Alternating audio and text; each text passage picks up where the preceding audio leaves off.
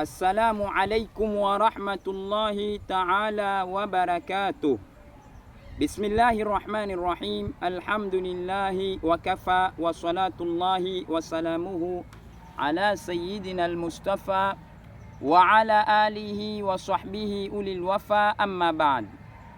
Tukiwa leo insha Allah, mtazamaji mpendwa, tutasoma hadithi mbili katika kitabu cha Matnul Arba'ina Nawawiya fil ahadithi sahihati nabawiya, katika hadithi ya alhadithul hadi wal ishruna, hadithi ya 21.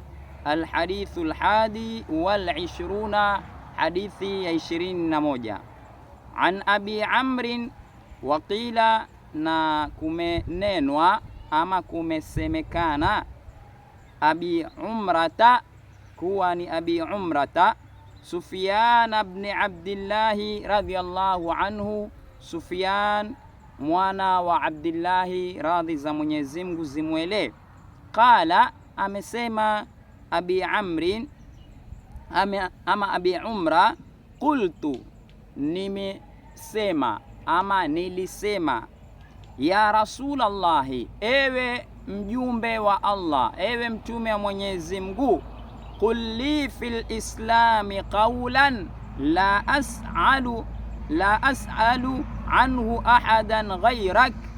Qul li fil islami qawlan, niambie mimi katika Uislamu neno ambalo la as'alu anhu ahadan ghayrak, sitomuuliza tena mwengine isokuwa wewe.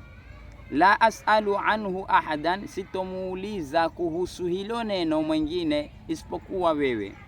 Qala, mtume akasema, qul, sema ewe abi umra ama Sufyan, amantu billahi, nimemwamini Mwenyezi Mungu, thumma istaqim, kisha lingana. Thumma istaqim, kisha lingana, bimaana kuwa na msimamo. Rawahu Muslimun, hadithi hii imepokewa na al-Imam Muslim, ikiwa yahimiza kuwa na imani ya Mwenyezi Mungu katika mambo ya msingi katika Muislamu ni awe na imani thabiti ya Allah, na la pili awe na msimamo. Na hapa imetumika neno qul, lakini ni qaulan wa ma'nan, useme umemwamini Mwenyezi Mungu pamoja na kuyafanyia kazi maana ya kumwamini Mwenyezi Mungu. Sio useme amantu billahi basi, manake swala uswali, ibada ufanye, na uwe na msimamo wakati wafanya mambo yako ya kidini.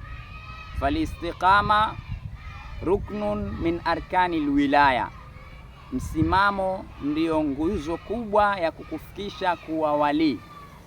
Na hata dunia yataka msimamo. Ukiwa una jambo lako uwe na msimamo, utafaulu pia katika maisha ya duniani. Rawahu Muslim, ameipokea hadithi hii al-Imam Muslim. Alhadithu thani wal ishruna, hii ni hadithi ya 22. An abi Abdillahi Jabir ibn Abdillahi al-Ansari radhiyallahu anhuma, imepokewa na abi Abdillahi, babaki Abdillahi ambaye ni Jabir ibn Abdillah, radhi za Mwenyezi Mungu ziwaile hawa wawili. Na hawa ni al-Ansari, ni maanswar. Maanswari ni wakaazi wa aswili wa Madina, wanati wa Madina. Muhajirun ndo walotoka Maka, wanati wa Maka, wakaazi aswili wa Maka, muhajirun. Anna rajulan sa'ala Rasulullah sallallahu alaihi wasallam, kuwa ama ya kuwa mtu mmoja alimuuliza mtume wa Mwenyezi Mungu, rehma na amani zimshukie.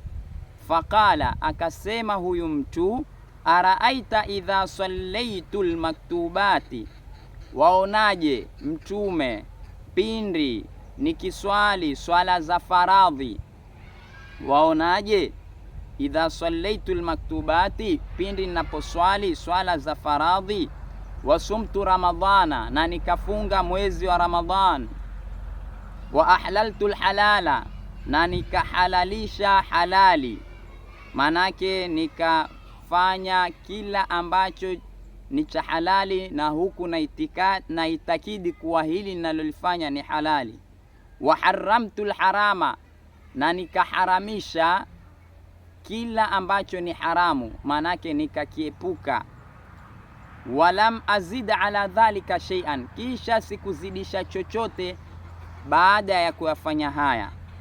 Aadkhulul jannata, je, naweza kuingia peponi? Je, nitaingia peponi? Qala naam, akanena Bwana Mtume Muhammadin sallallahu alaihi wasallam, naam, ndiyo. Rawahu Muslimun, ameipokea hadithi hii ni Imam Muslim. Wa maana haramtul harama, na maana ya haramtul harama, ijtanabtuhu, nimejiepusha, nimejieka kando na haramu.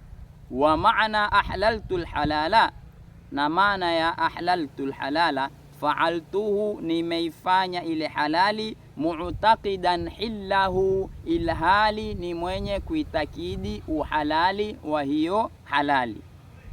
Kwa hivyo hadithi hii yatufundisha bado kuwa na msimamo na amal hizi ambazo ni za kawaida tunazoziona, bali ukidumu nazo na ukajiepusha na mabaya, ukashika na mazuri ukayafanya, basi hutosha kukuingiza peponi.